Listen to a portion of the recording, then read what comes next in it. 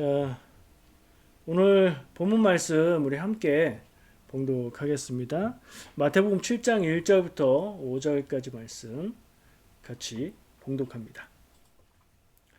비판을 받지 아니하려거든 비판하지 말라. 너희가 비판하는 그 비판으로 너희가 비판을 받을 것이요 너희가 헤아리는 그 헤아림으로 너희가 헤아림을 받을 것이니라. 어찌하여 형제의 눈 속에 있는 티는 보고 내 눈 속에 있는 들보는 깨닫지 못하느냐? 보라, 내 눈 속에 들보가 있는데 어찌하여 형제에게 말하기를 나로 내 눈 속에 있는 티를 빼라 하겠느냐? 외식하는 자여, 먼저 내 눈 속에서 들보를 빼어라. 그 후에야 밝히 보고 형제의 눈 속에서 티를 빼리라. 아멘. 오늘 함께 나눌 말씀 심판하지 말라라는 제목으로 말씀을 나누려고 합니다. 성경 말씀 시작이 우리가 읽은 본문 말씀 시작이 어떤 말로 시작됐었죠? 비판하지 말라였죠. 거기서부터 시작을 해 볼까요? 비판하지 마라. 예수님 말씀을 우리말로 번역해 놓은 우리말 성경에 비판하지 말라라고 되어 있는데 저는 말씀의 제목을 심판하지 말라라고 했습니다. 비판, 심판, 판자가 들어가 있어서 같은가 생각이 들기도 하지만 제가 원문을 찾아보고 뜻을 묵상하다 보니까 비판보다는 심판으로 쓰는 게 더 이해가 잘 될 것 같아서 조금 바꿔본 겁니다. 언제 들었는지 기억이 잘 안 나요. 근데 여러 번 들은 말이에요. 이런 말 여러분도 들어보셨나 생각해 보세요. 다른 사람을 비난하지 마라. 감정적이고 맹목적인 비난은 하지 마라. 비난은 공격이 되기 때문에 하지 말고 정당하게 감정 없이 잘못된 것을 비판해라. 그러니까 비판은 하되 비난은 하지 마라. 이런 얘기를 제가 학교에서 들었는지 교회에서 들었는지 기억이 명확하지 않아요. 어쩌면 두 군데서 다 들었는지도 모르겠습니다. 공감이 되었습니다. 비난은 어떤 의미인가, 비판은 어떤 의미인가 생각해보면 왜 그랬는지 알겠죠. 왜냐하면 오늘 예수님 말씀에서는 비판하지 말라고 시작을 하시기 때문에 그 말이 생각이 났어요. 비판하지 말라는 예수님의 말씀은 무엇을 하지 말라는 걸까 하는 의문을 가진 거죠. 그리고 비난은 하지 말고 비판은 해라. 비판은 하되 비난하지 마라 라는 그런 생각 뒤에 또 든 생각이 있었는데요. 비난이든 비판이든 남에 대해서 안 좋은 말은 하지 마라 이런 얘기도 들었습니다. 나는 비판이라고 생각하고 말해도 안 좋은 감정이 있어서 나쁜 마음으로 하는 것이 아니라 발전을 위해서 좀 고칠 수 있도록 비판을 하는 마음으로 해도 듣는 사람이 비난으로 받아들이는 경우가 많기 때문에 안 좋은 말은 안 하는 게 낫다. 이런 얘기도 들었습니다. 가만 보니까 캐나다 살면서 캐나다 사람들하고 비교해 보니까 한국 사람들은 조금 더 비판을 얘기해도 지적만 하면 비난으로 듣는 경향이 있지 않나 그렇게 좀 비교가 됩니다. 자, 비판하지 말라는 예수님의 이 말씀은 무슨 의미일까? 뭘 하지 말라는 말씀일까 하는 생각을 해본 거죠. 좀 전에 제가 생각한 것처럼 남에게 안 좋은 말은 아예 하지 마라 그런 말씀일까요? 그러면 이렇게 생각할 수도 있겠네요. 다른 사람에 대해서 욕하지 마라. 욕하면 안 좋잖아요. 근데 우리는 욕하면서 살잖아요. 욕하지 마라. 이렇게 이런 의미라고 들으면 예수님의 말씀을 옳게 들은 것일까요? 예수님의 비판하지 말라는 말씀은 남에게 안 좋은 말, 싫은 소리, 욕하지 마라 이런 말씀인 건가요? 아니면 하나님의 자녀는 다른 사람에 대해서 감정 없이 비판하는 것조차 하지 말라 이런 말씀일까요? 뜻을 좀 명확하게 알아야 될 것 같은데 여러 가지 생각이 듭니다. 근데 살면서 보면요. 할 말은 꼭 해야 되는 사람이 있어요. 참아야 되겠다. 내가 말해봐야 도움이 될 게 없고 나만 손해다. 이렇게 생각하고 입을 꾹 다물고 있어도 결국에 마음이 입으로 나오는 사람이 있어요. 성격이죠. 어떤 사람은요. 이건 말해야 되지 않아? 이건 얘기해야지 하는 말도 자기가 하고 싶어도 못하는 성격을 가진 사람도 있죠. 어떻게 할까요? 뒤에 말씀을 계속해서 살펴봐야 예수님의 비판하지 말라는 이 말씀이 진짜 무슨 뜻인지 알 수 있을 것 같아서 보니까 그 뒤에 이어지는 말씀이 되게 유명한 말씀이네요. 형제의 눈 속에 있는 티는 보고 네 눈 속에 있는 들보는 깨닫지 못하냐.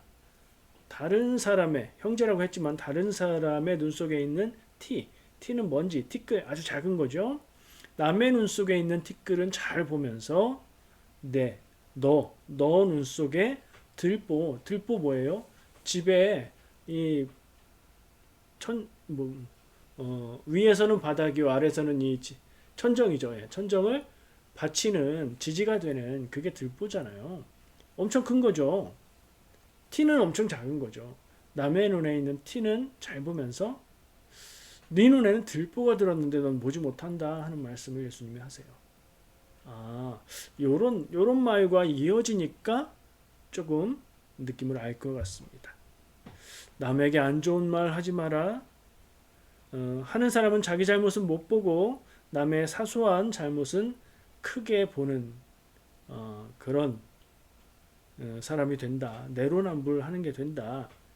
그런 말일지도 모르겠다. 이런 느낌이 듭니다. 아직 부족하다는 느낌은 들죠. 예수님 말씀이 그런 얘기일까? 의문을 계속 가지고 몇 가지 주제들을 이야기해 보려고 해요. 제가 원문을 찾아보니까요.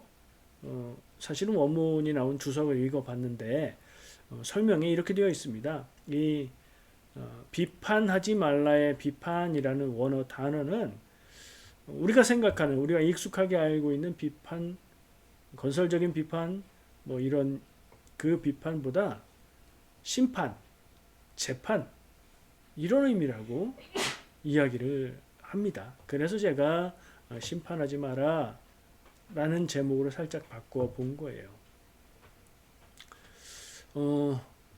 세상에는 법이 있고요. 법을 따라서 재판하고 심판하고 뭐 그러죠. 누군가 남에게 잘못하면, 그랬는데 갈등이 생겼는데 말로 해결이 안 되면 상대방이 잘못한 사람을 고발하죠. 고발하면 재판을 받게 됩니다. 근데 누가 신고하지 않아도, 고발하지 않아도 재판을 받는 경우가 있고요. 형사재판의 경우에. 형사재판은 나라나 이 공권력이 정부가 고발을 하는 주체가 돼서 나라의 질서를 어지럽히는 범죄를 저질렀기 때문에 그 사람을 재판을 통해서 벌을 받게 하는 경우예요. 그럼 형사재판 말고 뭐가 있죠? 사람과 사람 사이에 개인 간의 문제가, 갈등이 생겼을 때 그것을 재판하는 거 민사재판이에요. 민사재판. 이 민사재판은 사람이 고발하지 않으면 문제가 안 돼요. 그러니까 합의하면 끝나는 거예요. 근데 고발했어요. 고발하면 이제 재판을 받게 되고, 재판에 나오는 법조인들이 3명 있죠. 변호사가 있고요. 검사가 있고요. 그리고 최종 판결을 내리는 판사가 있습니다. 그렇죠? 현대재판에서는 잘못을 판단하고 형을 확정하는 마지막 그 권한을 가진 사람이 누구죠? 판사예요. 판사. 저지죠. 성경에 나오는 사사기 있죠. 그 사사기의 사사가 판사라는 뜻입니다. 하나님의 법에 따라서 재판하는 사람. 공동번역은 판관기라고 번역했다고 전에 얘기했던 것 같아요. 그 사사가 판사인데, 오늘 말씀에서 비판하지 말라라고 사용된 말이 재판하고 더 가까운 의미인 것 같아서 그런 뜻을 생각해 보는데, 그 말이 바로 비판이라는 말보다는 재판, 심판, 판단이라는 번역이 더 가까운 그런 말이라고 합니다. 성경에서 쓰는 용어로 다르게 표현해 보면 뭐가 떠오르세요? 정죄하지 마라. 네가 죄 있고 네가 잘못했다고 판단해서 확정적으로 말하지 마라. 더 쉽게 말하면 네가 다른 사람을 판단하고 잘잘못을 정하지 마라. 비판하지 마라가 원어의 뜻과 의미들을 생각해 볼 때 네가 판사가 되지 말라는 뜻이라는 거예요. 예수님이 믿는 자들에게 제자들에게 하시는 말씀이었잖아요. 비판하지 마라. 이거 살짝 바꿔서 심판하지 마라. 더 바꾸면 네가 판사가 되지 말아라. 다른 사람들에 대해서 그렇게 하지 마라. 라고 말씀하시는 거라는 거죠. 그러면 그 판단은 누가 해야 맞는 걸까요? 사람이 다른 사람을 판단하고 죄가 있다 없다 정하는 거, 법에서는 사람이 전문성을 갖고 그걸 해야 되는 역할이 있으니까 판사가 하는 거지만 우리의 삶 가운데에 신앙적인 태도로 볼 때 예수님이 사람들에게 다른 사람을 판단하지 말라, 심판하지 말라라고 말하신다면 그러면 그 심판은 누가 해야 되냐는 말이에요. 예수님이 하실까요? 예, 하나님이 하시는 겁니다. 결정하고 판단하고 하는 권한은 하나님께 있는 겁니다. 근데 우리는 어떻게 합니까? 우리가 판단하지요. 그 부분을 우리가 깊이 생각해 볼 필요가 있는 것 같습니다. 우린 다른 사람들을 판단하고 살아갑니다. 나에게 도움이 될 사람인가? 나에게 해를 입힐 사람인가? 처음 만나는 사람을 보면 눈치를 보고 그 사람을 살펴보고 판단하지요. 좋은 사람, 싫은 사람을 나누고 내 편, 네 편을 가릅니다. 내 입장에서만 생각할 때에 나에게 잘해주는 사람인가? 그렇지 않은가? 이런 걸 기준으로 판단하는 거죠. 그리고 그 사람을 내 판단의 결과에 따라서 그런 사람으로 결정해 버립니다. 근데 세상에 그런 사람으로 정해진 사람은 없어요. 관계에 의해서 이런 사람도 되고 저런 사람도 되는 거고요. 어떤 경우에 다른 사람에게 해를 끼치고 고통을 준다 하더라도 그 당사자의 입장에서 헤아리지 않으면 다 알 수 없는 부분이 반드시 있습니다. 좋은 사람, 나쁜 사람, 네 편, 내 편, 적, 우리 편. 저 사람은 피해야 될 사람, 저 사람은 가까이 하면 좋은 사람. 이렇게 나누면서 사는 것이 맞습니까? 이런 질문을 저는 해보게 됩니다. 예수님의 말씀에서 시작해서 판단하고 심판하고 재판하고 네가 다른 사람의 상태를 결정하고 판단하지 마라 하는 말씀으로 받아들이고 생각해 보다 보니 우리가 일상적으로 하고 있는 다른 사람들을 판단하고 다른 사람들을 그 사람은 이런 사람이라고 쉽게 생각하고 말하던 것 하나님 앞에 예수님 앞에 괜찮은가 생각을 해보게 되었다는 겁니다. 여러분도 한번 생각해 보시면 좋을 것 같습니다. 자, 예수님의 계속 이어지는 말씀이 더 의미를 우리에게 알려주시는데요. 2절 말씀 읽어드리면 너희가 비판하는 그 비판은 심판으로 바꿔서 읽으시면 좋겠죠. 너희가 심판하는 그 심판으로 너희가 심판을 받을 것이요 너희가 헤아리는 그 헤아림으로 너희가 헤아림을 받을 것이니라. 같은 얘기인데 두 번 하고 계시죠. 강조. 예수님이 이거 똑바로 듣고 깊이 새겨들어라 말씀하시면서 네가 다른 사람들을 심판하고 판단하는 그 기준으로 너도 판단받을 것이다. 네가 다른 사람들을 헤아리고 네 기준으로 평가하는데 네 그 기준으로 너 자신을 한번 평가해봐라. 이런 말씀으로 들립니다. 제가 이 말씀 앞에서 회개했던 경험이 있습니다. 저도 살면서 나름대로 사람을 평가하는 기준이 있었습니다. 누구나 다 있어요. 없다고 하면 거짓말이고요. 피하고 싶은 사람, 가까이 하고 싶은 사람, 이런 사람은 가까이 하고 이런 사람은 조심하고 나름의 기준을 가지고 살아요. 그리고 사람은 이래야 된다. 저 나름의 신앙적인 것과 상식적인 것과 일상에서 얻은 경험들을 통해서 좋은 사람은 이런 사람, 여기에 맞지 않으면 부족하고 나쁜 사람, 이런 기준을 갖고 있었어요. 다른 사람들을 평가할 때 그런 기준으로 판단을 했다는 얘기죠. 무슨 일이 있었는지 구체적으로까지 기억은 나지 않습니다만 내가 늘 남을 보고 판단하고 평가하던 그 기준을 똑같이 저 스스로에게 적용을 해 보았던 때가 있었습니다. 스스로 한 것이 아니라 사실은 제 기억에 누군가 저에게 너 이래, 너 네가 말로 늘 이렇게 말하지, 그런데 네가 그래 라고 말해 줬기 때문에 제가 스스로 곰곰이 생각을 해 봤던 겁니다. 제 기분은 어땠을까요? 남이 나에게 안 좋은 말을 하면 기분 좋을 사람이 없습니다. 예. 뿐만 아니라 친한 가까운 사람이 그런 말을 해줬을 땐 더 마음이 상합니다. 그런데 더 힘들고 더 속상한 건 생각해 보니까 그 말이 맞는 겁니다.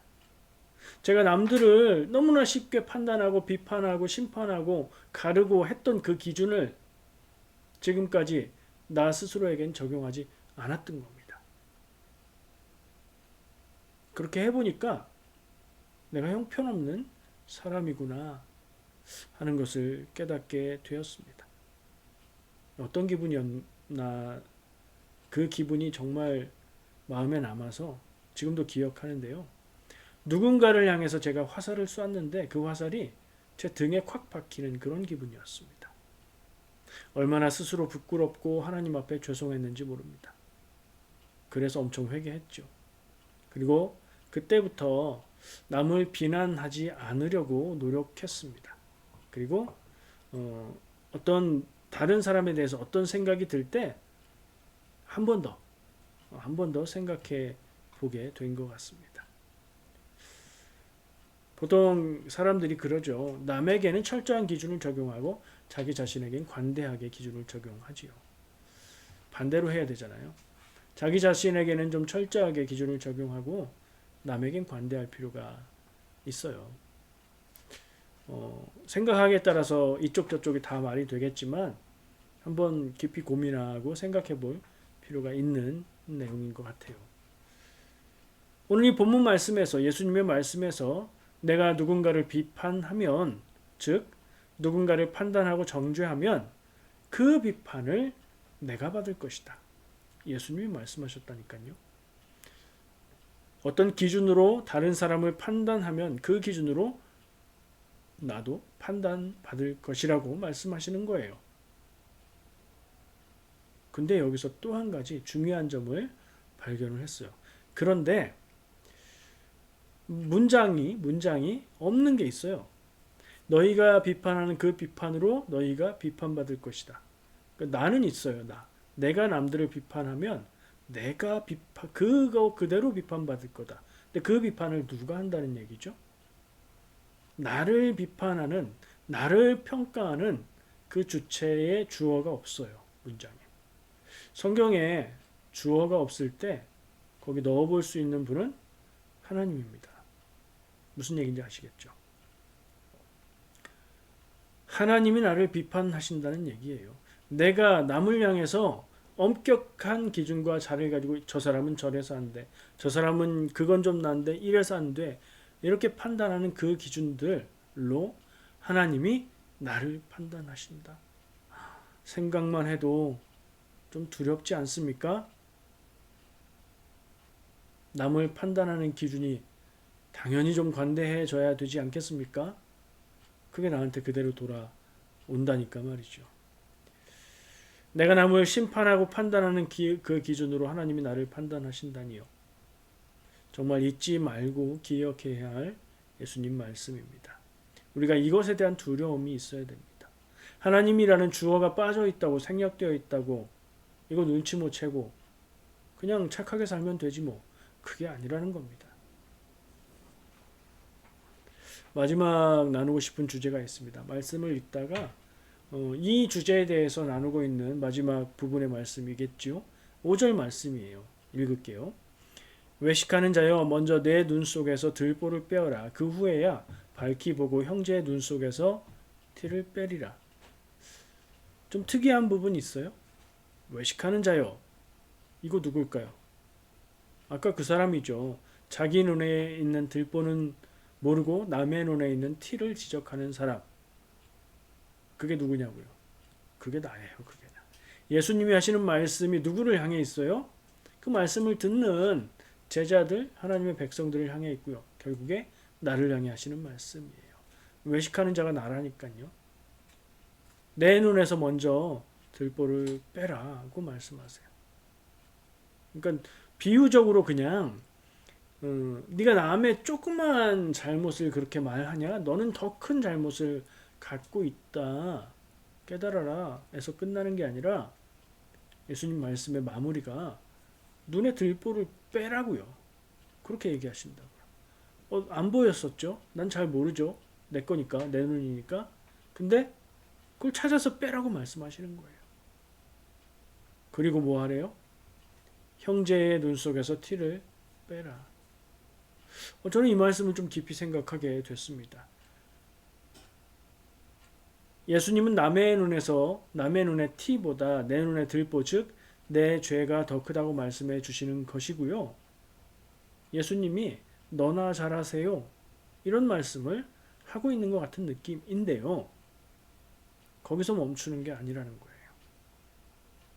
네가 더 나빠, 네가 더 부족해 라고 지적하는 데서 끝나는 게 아니라 네 눈에 들보를 빼라고 얘기하시고요. 그러니까 그걸 찾고 봐야 뺄 거 아니에요. 그걸 해야 되는 거고요. 그리고 다른 사람의 눈에 티도 빼줄 수 있는 사람이 되라 라고 말씀하시는 것 같아요. 얼마 전에 제가 눈이 되게 불편해서 아주 괴로웠던 적이 있습니다. 노안 온 거 말고요. 노안이 와서 글씨를 보는 게 너무 힘들었었어요. 왜 그런지 몰랐죠. 몰랐으니까 제가 그냥 맨눈으로 봤어요. 근데 어느 날 이게 노안인가 말로만 듣던 노안인가 해서 돋보기를 쓰니까 잘 보이는 거예요. 아, 노안이구나. 확인이 됐고요. 검사해 보니까 노안이래요. 근데 그거 말고 너무 불편한 거예요, 눈이. 막 뭐가 있는 것 같고 눈 안에. 그리고 때로는 따끔따끔 찌르는 느낌도 들고. 그래서 동네에 있는 안과에 갔습니다.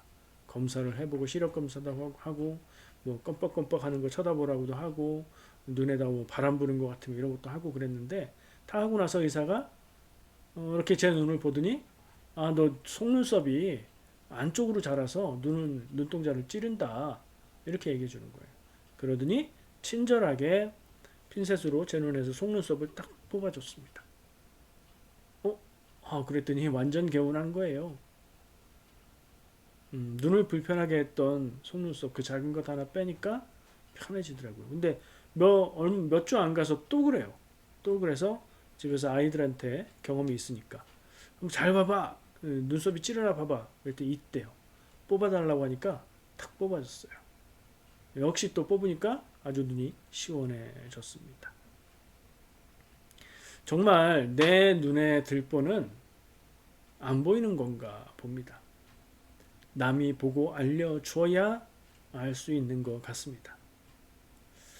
그래서 이런 생각을 했습니다. 참 평소에 잘 살아야 되겠다. 남의 말을 잘 새겨 들어야 되겠다.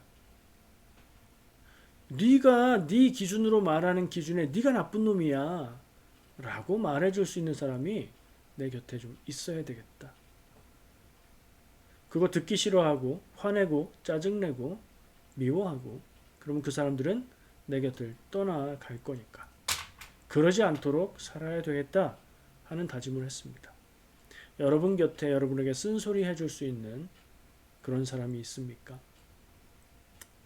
만약에 없으면 내가 어떻게 살아온 거지? 한번 돌아볼 필요가 있고요. 그런 사람이 생각나시거들랑 근데 관계가 소원해지고 멀어졌다 그러면 미안하다고 연락도 하고 너밖에 없다고 얘기도 하고 좀 그러면 좋을 것 같아요.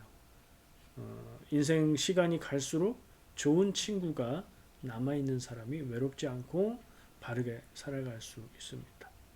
예수님은요, 다른 사람을 판단하지 말라는 이 말씀의 끝에 먼저 내 눈에 들보를 빼고 다른 사람의 티도 빼주라고 말씀하셨어요. 구체적으로 무엇을 어떻게 해야 내가 내 눈에 들보를 뺄 수 있고 남의 눈에 티도 빼줄 수 있을까? 이런 고민을 하게 됩니다. 여러분도 함께 이 질문을 깊이 묵상하시고 그렇게 할 수 있는 삶으로 살아가시길 축복합니다. 기도하겠습니다.